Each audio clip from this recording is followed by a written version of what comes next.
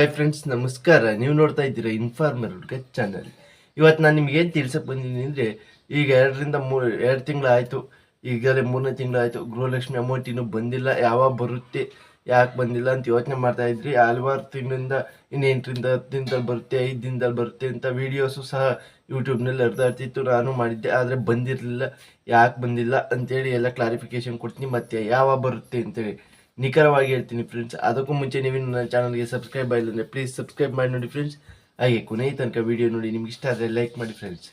ಹಾಗೆ ನಿಮ್ಮ ಅನಿಸಿಕೆ ಏನು ಇದು ಸ್ಕೀಮ್ ಬಗ್ಗೆ ಅಂತ ಕಮೆಂಟ್ ಬಾಕ್ಸ್ನಲ್ಲಿ ಕಮೆಂಟ್ ಮಾಡ್ಬೋದು.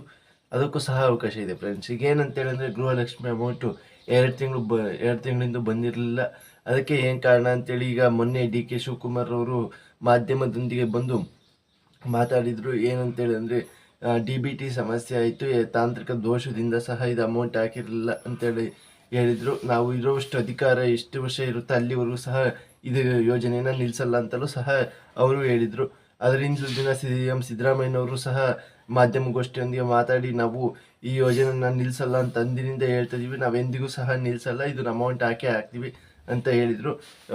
ನಿನ್ನೆ ಬೆಳಿಗ್ಗೆ ಒಂದು ಅಧಿಕೃತವಾಗಿ ಒಂದು ಮಾಹಿತಿ ಸಿಕ್ತು ಫ್ರೆಂಡ್ಸ್. ಏನು ಅಂತೇಳಂದರೆ, 538 ಕೋಟಿ ರೂಪಾಯಿನ ಈಗಾಗಲೇ ಬಿಡುಗಡೆ ಮಾಡಿದ್ದಾರೆ ಅಂತೇಳಂದರೆ, ಎಲ್ಲ ಜಿಲ್ಲೆಗೂ ಹಂತವಾಗಿ ರಚಿಸ್ತಿದ್ದಾರೆ. ನಿನ್ನೆ ಇವತ್ತು ನಾಳೆ ಇನ್ನು 2ರಿಂದ 3 ದಿನದೊಳಗೆ ಅಂತೇಳಂದರೆ, ಇನ್ನು ಇವತ್ತು 7, 8, 9, 10ನೇ ತಾರೀಕೊಳಗೆ ನಿಮಗೆ 4,000 ರೂಪಾಯಿ ಅಮೌಂಟು ಬಂದು ತಲುಪುತ್ತೆ ಅಂತೇಳಿ ಹೇಳಿದ್ದಾರೆ. ಅದಕ್ಕೋಸ್ಕರ ಇನ್ನು 10ನೇ ತಾರೀಕೊಳಗೆ ನಿಮಗೆ ಅಮೌಂಟು ಬರುತ್ತೆ ಫ್ರೆಂಡ್ಸ್.